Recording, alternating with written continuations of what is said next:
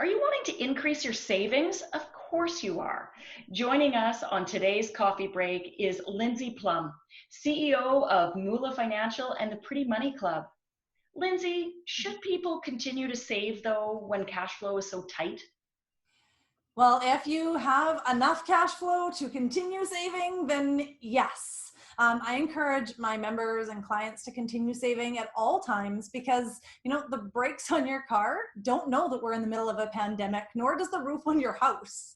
So making sure that you have money going into emergency savings is really important if you have the cash flow for it. In terms of saving, sometimes it's a longer term goal like retirement, and that goal maybe doesn't change just because we're in the middle of a pandemic. So if you can find the room in your budget within the cash flow that you have during times like this when things are tight, then absolutely you should keep saving.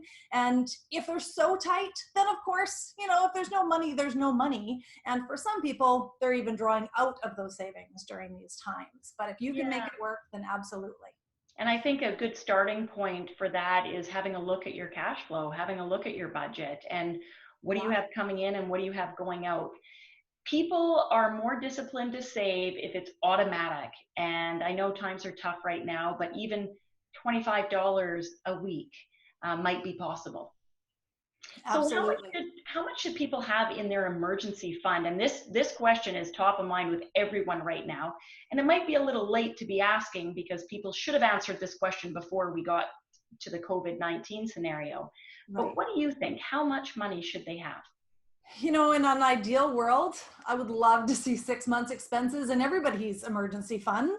But for those of us living on the West Coast with high living expenses and maybe not, salaries or incomes that are keeping pace with that inflation, that's not possible for a lot of people. So what I have my clients do is make sure that they have an account for house maintenance, an account for car maintenance, an account for rainy days, and exactly what you just said, Sybil, having a monthly, a weekly, whatever schedule works best for them, amount going into those accounts on that regular automated, basis or system, and working up to 3 to 6 months is a great goal, but definitely you need a few $1,000s at the very least. We've been a little luckier through this pandemic. I know it's a funny word to use during this time with things like deferrals, because this has been an across the board issue.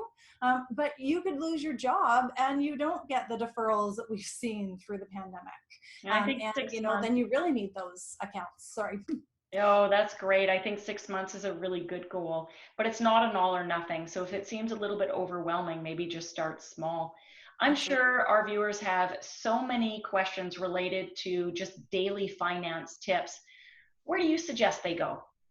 Well, I noticed that was a question for a lot of people. And so a few years ago, I started a Facebook group called Black is the New Red. It's free to join. It's a closed group.